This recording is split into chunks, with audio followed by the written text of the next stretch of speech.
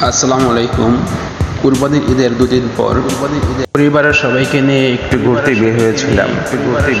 আমি, আমার স্ত্রী এবং আমার 3 সন্তান, সব মিলিয়ে আমরা পরিবারের সদস্য সংখ্যা 5 জন।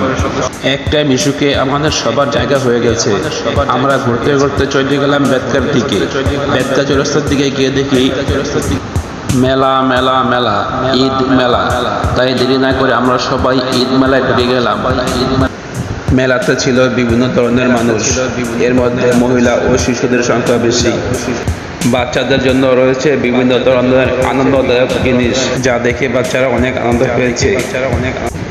আমার ছোট ছেলে ও মেজো ছেলে প্লেন চালাচ্ছে, আর বড় ছেলে আকাশের নৌকা চলছে, সেখানে বসে বসে 7 সমুদ্র 13 নদী পার হয়ে যাচ্ছে।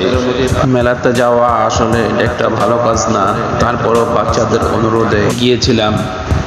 কারণ এই পৃথিবীতে ওরাই আমার সব, ওদের ছাড়া আর কেউ নেই আমার আপনজন। জানি এই পৃথিবীতে কেউ চিরদিন থাকবে না, তাই সবাই সবার জন্য দোয়া করবেন। সবাই ভালো থাকবেন। আল্লাহ হাফেজ।